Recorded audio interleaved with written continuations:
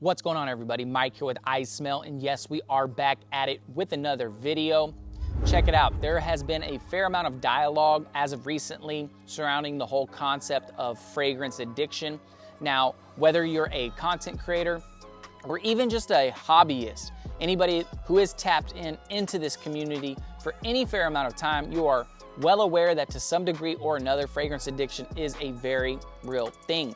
Tied in with the concept of fragrance addiction is in fact blind buying, which I'll be the first to admit, more often than not, I'm guilty of that myself. Now, that comes with a caveat because I do believe I have a solid track record of what I recommend to y'all on this channel, but nonetheless, I'm guilty of it as well. Whether it's buying off of hype, putting too much emphasis and weight on another reviewer's opinion, impulse spending, or from, again, the content creator side of things, having an insatiable desire to just buy more and more for the sake of content and keeping up with the Joneses. Here's the thing, at the end of the day, we're all men. We're all men with finite resources, and me personally, I'm notoriously frugal, historically frugal. And I have both short and long-term financial goals, so I'd be lying if I sat here and told y'all that it did not make me feel a type of way. In retrospect, when I look at my shelf and I see what has effectively become nothing more than dust collecting paperweights. So that's what I wanted to talk to y'all about today. What I have for y'all are 5 fragrances that I blindly bought, I blindly purchased, and I now regret because I literally never wear them.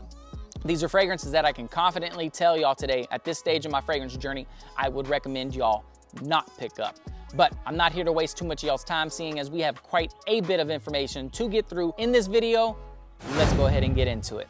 So yeah, 5 fragrances in total. We're gonna get right into the nitty gritty with this first one.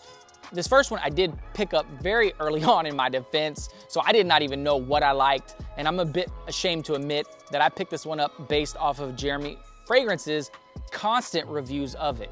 This one comes from Calvin Klein. The name of this one is CK Shock.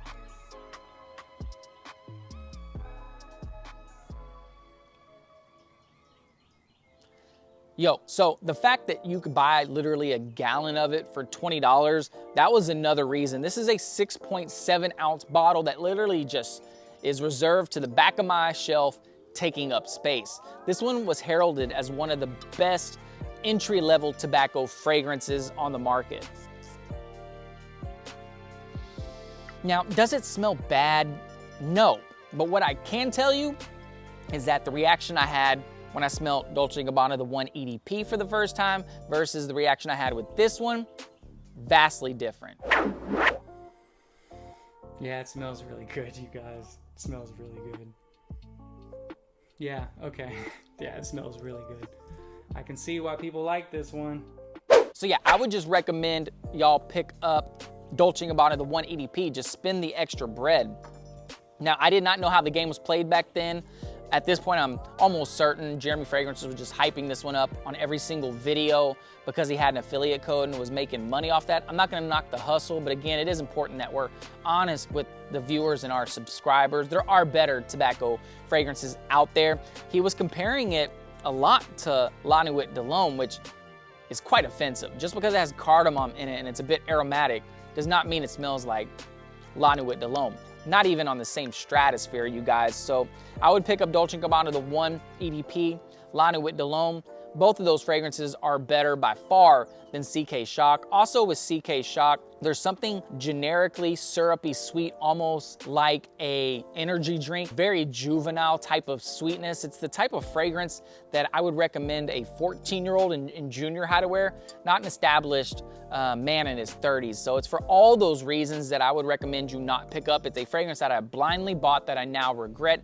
At the number 1 spot, again from Calvin Klein, we have CK Shock. All right, so moving over into the realm of Middle Eastern fragrances, this is another one I picked up very early on in my fragrance journey based off of Joy Amin's review.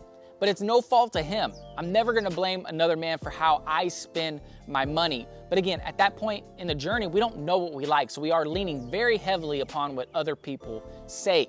This one comes from Latafa. The name of this one is Ragba Wood Intense.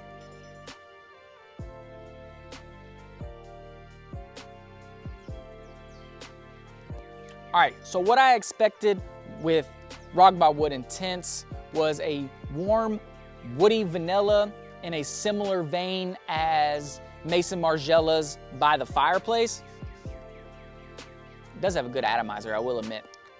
What I got instead was an overwhelming mix of harsh smoke and burnt caramel and a crazy feeling of feeling off-put because I hadn't smelt many Middle Eastern fragrances and it has that signature smell in it. So all those things kind of threw me off. I expected Mason Margiela's By the Fireplace, and instead what I got was By the Bonfire.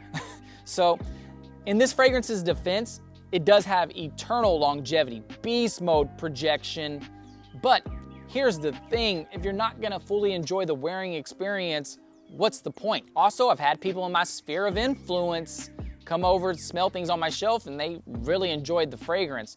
But again, I think By the Fireplace is leagues above Rogbau's Wood Intense, and my collection has grown to the point where I only wear this one like 5 or 6 times a year. I can't think of any scenario or occasion where I would reach for Rogbau Wood Intense before I reached for By the Fireplace. So for all those reasons, I do feel like I regret having purchased this fragrance blindly. Again, even if I'm showing fragrances that are $30 to $40, y'all are probably like, what's the problem, brokey? But no, extrapolate that, times it by 30 or 40, you've spent well over $1,000 and you're not wearing the fragrance. So it literally doesn't make any sense. I do believe a lot of times you should test drive before you buy.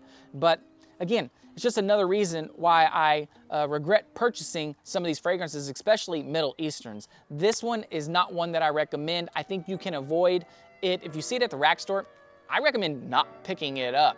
At the number 2 spot, from Lattafa, we have Rogbau Wood Intense.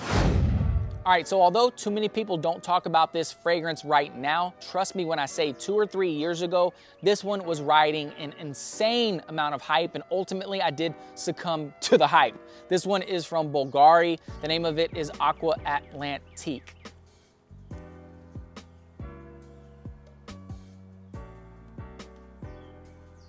All right, so it actually kind of pains me to have to feature this fragrance because I have tried so hard, y'all. I've tried so hard to like this fragrance.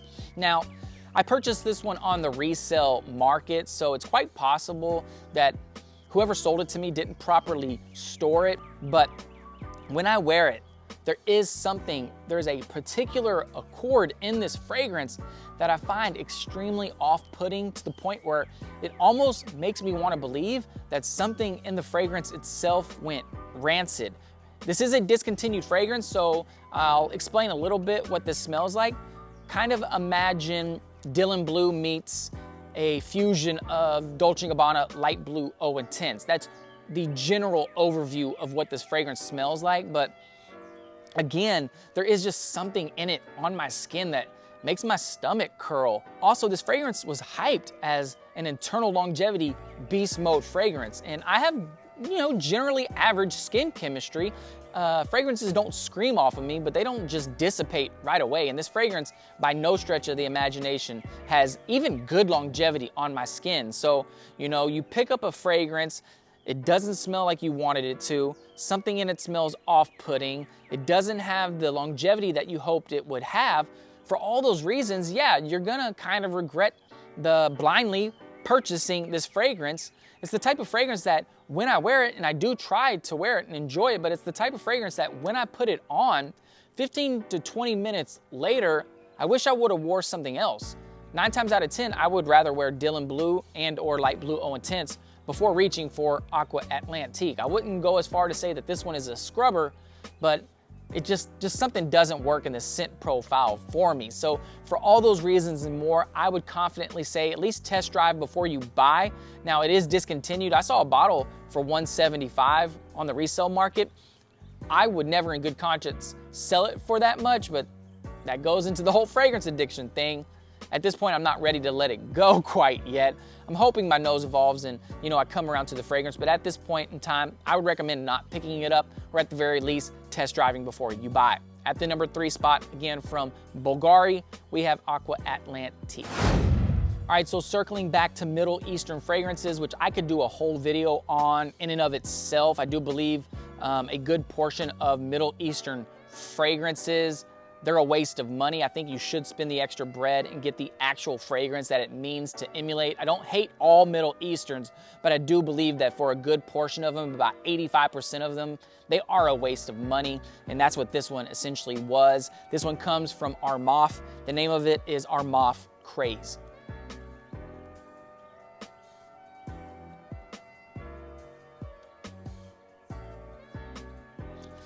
All right, so for those of y'all living under a rock, this one right here is a budget-friendly version of Parfums de Marly's Pegasus, which in and of itself is like a luxury gourmand fragrance.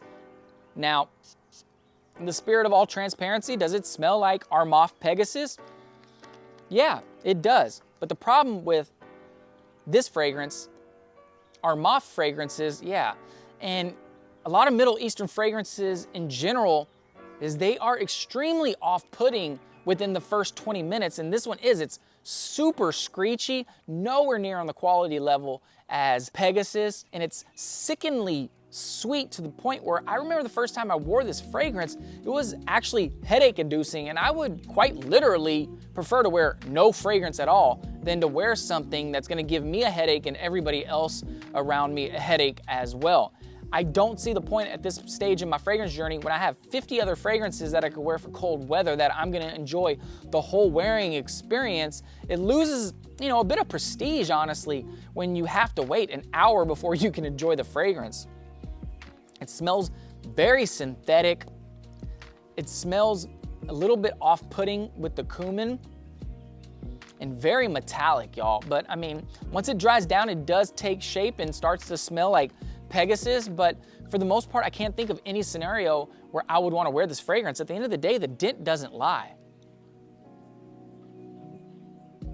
I've had this fragrance for 4 years at this point, and I literally never wear it. I can confidently tell you, even at $20, I would say skip this one. Just spend $30 to $40, get a 10 mil of Pegasus or Pegasus Exclusive, and wear that instead. You're gonna enjoy the wearing experience so much more, but I found this one so off-putting to the point where I can't even appreciate Pegasus fully, so that's a problem as well when you buy these clone fragrances without having smelt the actual fragrance first. It's put me off so much that I can't even enjoy Pegasus as I probably should. So definitely skip this one. It's not worth the money, even at $20, $25. At the number 4 spot, again from the house of Armaf, we have Armaf Craze. All right, and last but not least, and if you are still watching, big salute. I really do appreciate it. Hit that like button below and do me a favor, leave a comment. Let me know which fragrance you blindly bought that you now regret purchasing, because we're all in this together. If there's fragrances that I should absolutely avoid, by all means, feel free to let me know. I don't think we should be wasting money on fragrances that we literally never wear. That's not a smart allocation of our resources. So this last one here is one that I'm a bit torn about. I went on Fragrantica. Y'all know how they do the end of year awards and they, post the best fragrances of that year. This is one that caught my eye. And then I saw the perfumer. It was from Quentin Biche, renowned perfumer. So that was enough for me to warrant the purchase. And tons of people were in Fragrantica saying they loved the fragrance. This one comes from Kenzo. The name of this one is Kenzo Homme EDP.